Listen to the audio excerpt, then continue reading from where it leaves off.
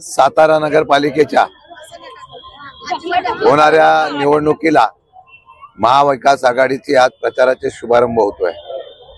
आज गांधी मैदानावर सर्वसामान्यांचा आवाज सुवर्णाताई आणि आमच्या सर्व महाविकास आघाडीच्या उमेदवाराच्या माध्यमातून या ठिकाणी आम्ही उठवणार आहोत।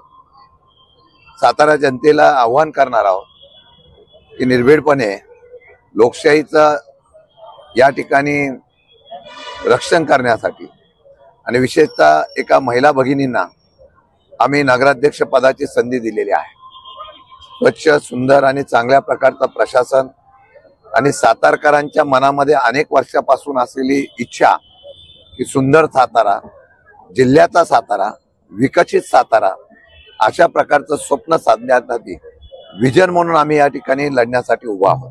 तेच याच्यापेक्षा बदल करून आता नवीनांना संधी द्यावी। एक संधी मला वाटतं सातारकरांनी आमच्यासारख्या कार्यकर्त्यांना देऊन बघावी आणि मला वाटतं की तो बदल जर विश्वास देऊन दाखवला तर 100% साताऱ्यामध्ये आमूलाग्र अशा प्रकारचा बदल तुम्हाला पाहायला मिळेल। फक्त 9 महिन्याच्या कालावधीमध्ये मेडिकल कॉलेज सारखा आणि अशा वेगळ्या प्रकार तीर्थक्षेत्र, पर्यटन अशा प्रकारचं विजन देणारा एक कार्यकर्ता म्हणून मी आदरणीय पवार साहेबांच्या विचाराचा सातारा जिल्हा जो प्रेम करतोय, यशवंतराव चव्हाणांचा विचाराचा सातारा जिल्हा प्रेम करतोय। आज जर यशवंतराव चव्हाणांची पुण्यतिथीचं असलेला दिवस बघूनच आम्ही ह्या कामाला शुभारंभ करतोय।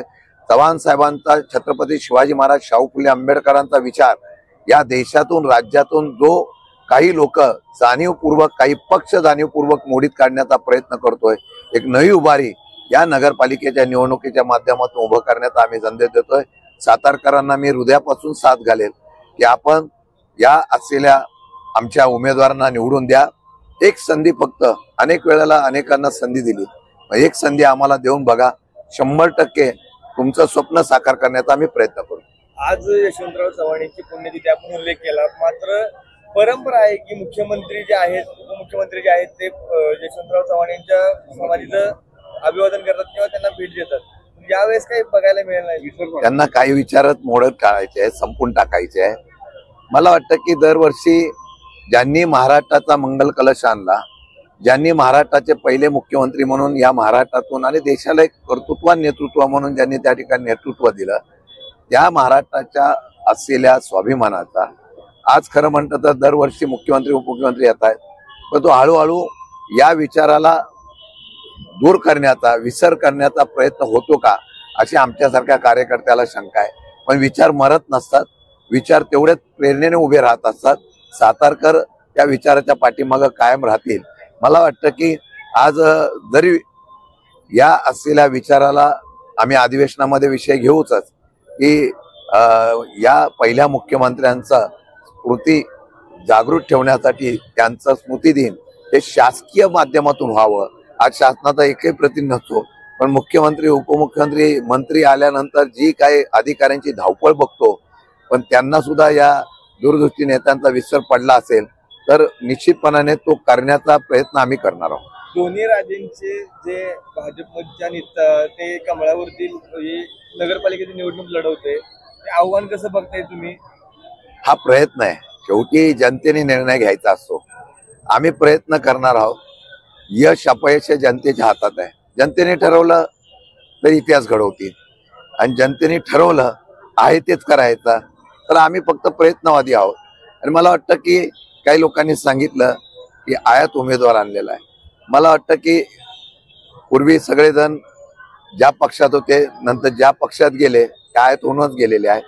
भाजपला फार मोठा पक्ष स्वतः दुसऱ्यांचे पक्ष फोडून वाढवलेला आहे।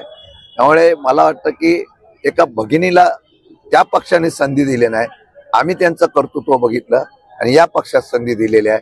आणि मला वाटतं की महिलांना संधी देण्याचा प्रयत्न शरद पवार साहेबांनी केलेला आहे। महिला काय करू शकतात हे महाराष्ट्र, बिहारच्या निवडणुकीमध्ये पाहिलेलं आहे। आता याच महिलेला संधी देऊन सातारकरांच्या महिला सुद्धा काय करू शकतात हे दाखवण्याचा इतिहास होईल। लाडक्या सरकारनं लाडक्या बहिणीला डावललं आणि महाविकास आघाडीने संधी दिली, कसं बघता येतं? खरंच आहे की लाडक्या सरकारने, लाडक्या पक्षाने त्यांना डावललं, पण बहीण म्हणून जरी या पक्षाने डावललं तरी त्यांच्या कर्तृत्वाला, त्यांच्या नेतृत्वाला मान देण्याचा प्रयत्न आम्ही केलेला आहे.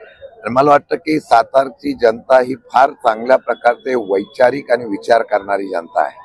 आणि म्हणून महिलांच्या हातामध्ये नेतृत्व दिल्यानंतर कदाचित या सातारकरांना बदल पाहायला मिळेल असा विश्वास मला निश्चितपणाने आहे आणि तो इतिहास घडवतील.